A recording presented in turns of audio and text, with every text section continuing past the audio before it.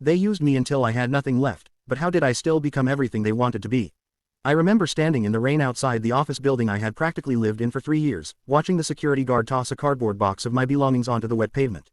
At 27, I had just been fired from the company I founded, by the very people I had taught how to run it. They didn't just take my job. They took my intellectual property, my reputation, and my dignity, leaving me with nothing but a soaked box of old notebooks and a shattered sense of self. To explain how I ended up on that sidewalk, I have to take you back to the beginning. My name is Julian, and I was the technical genius behind a startup called EcoSync. But I wasn't the face. The faces were Marcus, 30, and Chloe, 28. They were the golden children, charismatic, loud, and incredibly good at selling dreams that they had no idea how to build. I met them in grad school. I was the guy in the back of the lab, obsessing over algorithms and efficiency. They were the ones in the student union, holding court. When they approached me with the idea for EcoSync, I was flattered. I was the introvert, the invisible man, and suddenly these two shining stars wanted me. They told me we were a family. They told me that I was the heart of the operation. Have you ever been so hungry for belonging that you ignored the fact that you were being served scraps? For 3 years, I was the engine. I wrote every line of code. I designed the interface. I pulled the all-nighters while Marcus and Chloe went to networking dinners that looked suspiciously like parties on Instagram. I slept under my desk. I skipped my grandmother's 80th birthday because Chloe said the investors needed a new demo, or we lose everything. I gave them my time, my health, and my creativity. I remember one specific night. It was 3 a.m. I was fixing a critical bug that threatened our launch. Marcus came in, smelling of expensive scotch, and patted me on the back. He didn't ask if I was okay. He didn't offer to help. He just said that he needed the fix done by morning because he had a photo shoot for a business magazine. I looked at him, exhausted, eyes burning, and I just nodded.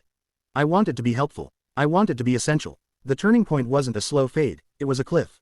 We landed a massive contract with a tech giant. It was the win we had been working for. Or rather, the win I had been working for. Once the contract was signed, the dynamic shifted instantly. Suddenly, my obsessive attention to detail wasn't an asset, it was a bottleneck. My insistence on ethical coding practices was holding back growth. Marcus and Chloe started having meetings without me. They hired a team of junior developers who were cheaper and less opinionated. Then came the accusation. They claimed I was unstable. They used my exhaustion, the exhaustion they caused, as proof that I couldn't handle the pressure. They fabricated stories about missed deadlines. It was a hostile takeover of a human soul. When they fired me, they did it with a smile. Chloe actually told me it was, for my own good, that I needed to rest. They offered me a pathetic severance package in exchange for signing an NDA that barred me from claiming credit for my own work. I was broken, scared, and broke. I signed it. The first few months after the rain-soaked sidewalk incident were the darkest of my life. I watched from a distance as EcoSync skyrocketed. I saw Marcus on the cover of magazines, hailed as a visionary genius. I saw Chloe giving TED Talks about hard work and innovation. Every time I saw their faces, I felt a physical pain in my chest. I was living in a studio apartment that smelled like mildew, working freelance IT jobs just to pay rent. I felt used up. I felt like a husk. I had poured all my water into their bucket, and now I was dying of thirst while they drank champagne. What would you do in this situation? Would you try to expose them and risk a lawsuit, or would you try to vanish and start over? I almost gave up on my dreams entirely. I thought about moving back to my parents' farm and just forgetting that technology existed.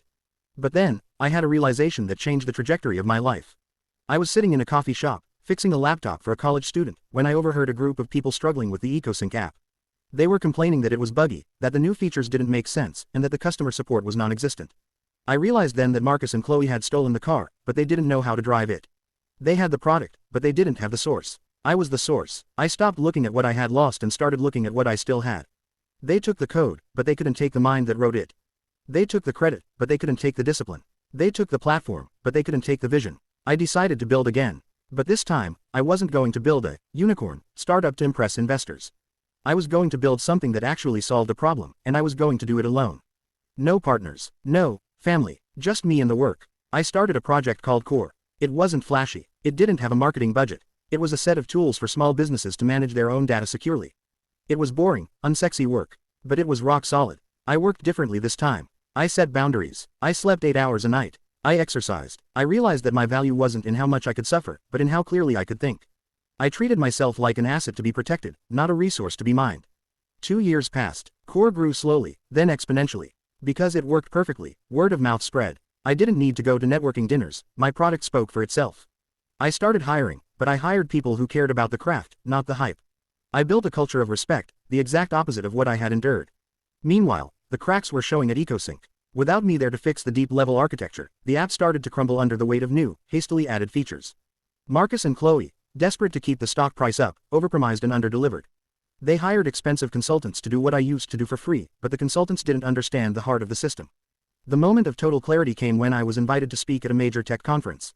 I was 30 now. I walked onto the stage not as the shadow genius, but as the CEO of the most reliable data firm in the industry. I looked out into the audience, and there they were. Marcus and Chloe were sitting in the third row. They looked tired. Marcus had gained weight and lost his hair. Chloe looked frantic, checking her phone constantly. They weren't the golden children anymore. They were stressed, desperate executives trying to hold together a sinking ship. After my speech, they cornered me near the catering table. I expected them to be arrogant. I expected them to ignore me. Instead, they were begging. They didn't say the words, "We're sorry." People like that never do. But they talked about how great the old days were. They talked about synergy. Finally, Marcus dropped the mask. He told me EcoSync was in trouble. A major security flaw, one I had warned them about 3 years ago, had been exposed. They were facing lawsuits. They needed someone who knew the core code to save them. They offered me a consulting fee that was 5 times my old salary. They offered me equity. They offered me a title. Have you ever had the person who broke you come back asking for you to fix them?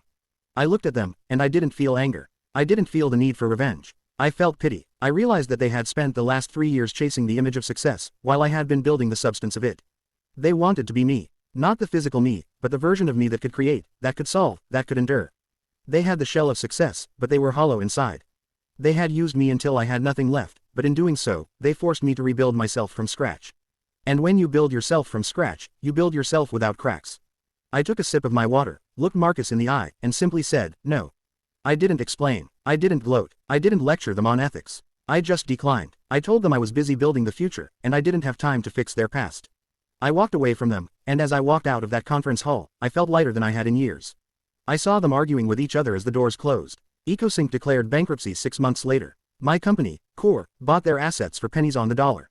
I didn't buy it to revive their brand. I bought it to dismantle it and use the servers for my own team. I learned that being used is a terrible feeling, but it is also a revealing one. It reveals who is a creator and who is a parasite. If you are currently feeling like you are being drained, like you are giving everything and getting nothing, I want you to know this: they can take your time. They can take your energy. They can even take your ideas. But they cannot take your source. The reason they used you is that you have something they don't. You have the magic. You have the ability to generate value out of thin air. They are just containers. You are the water. When I was 27, I thought I lost everything. But I really just lost the dead weight. By stripping me down to nothing, they gave me the opportunity to find out who I really was. I became everything they wanted to be: respected, secure, and capable, because I did the work they were too afraid to do. I faced the void. I faced the failure. And I built a foundation that no one could take away from me again. So, if you are the one doing all the work in the shadows, don't be afraid of the light. And don't be afraid of walking away. You might leave with empty hands, but you're taking the most important thing with you: your own potential. What do you think? Is success the best revenge, or is there something more satisfying in watching karma do its work?